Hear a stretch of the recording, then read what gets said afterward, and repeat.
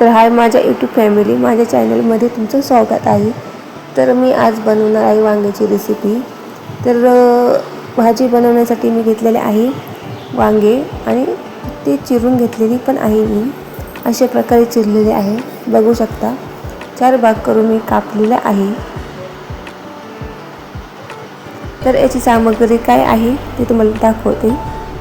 तर वांग्याची भाजी बनवण्यासाठी मी घेतलेले खोबरं, मिरच्या, लसूण आणि कोथिंबीर माझ्याकडे ताजी नव्हती, वाळलेली आहे, कारण की माझी फ्रीज नाही, त्याच्यामुळे कोथिंबीर तुम्ही दुर्लक्ष करा। तर मी आता मसाला वाटून घेणार आहे। त्याच्यासाठी घेतलं आहे मिक्सरचं भांडं, त्यात टाकत आहे खोबरं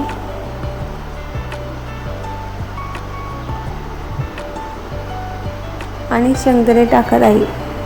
तर मग अशी मला शेंगदाणे दाखवायचे विसरले, तर शेंगदाणेही घेतलेले आहे मी। तर ते टाकत आहेत लसूण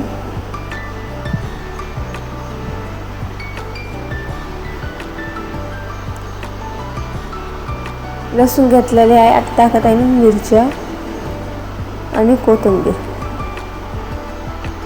तर याचं वाटण आपल्याला वाटून घ्यायचं आहे।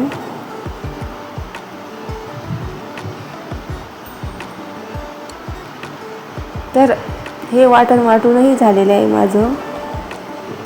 तर मी अशा प्रकारे हे वाटण वाटून घेतलेले आहे आणि हे मिक्सर करायच्या आधी मी कढई तापायला ठेवली होती। कढई तापूनही झालेली आहे। त्याच्यात टाकत आहे मी 2 चमचे तेल,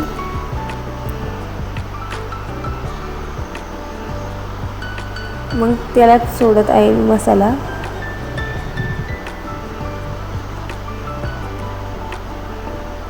तर ह्या मसाल्यामध्ये थोडंसं मी मिक्सरचं पाणी टाकत आहे, म्हणजे मिक्सरमध्ये पाणी टाकायचं, थोडंसं हलवून मग मसाल्यात टाकून द्यायचं आहे। तर हा मसाला चांगला हलवून घेऊन परतवायचा आहे, चांगलं परतूनही घ्यायचं आहे।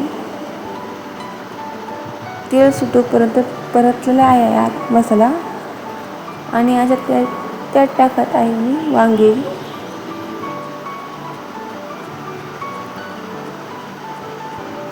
आणि तुमच्या आवडीनुसार तुम्ही याला रस्सा बनवू शकता, कोणाला कमी रस्सा तर कोणाला जास्त रस्सा आवडतो।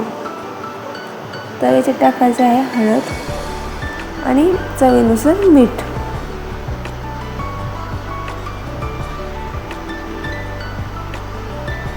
तर इथं भाजीला उकळी आलेली आहे आणि इथं झाकण ठेवून शिजवून घेतलेली आहे मी।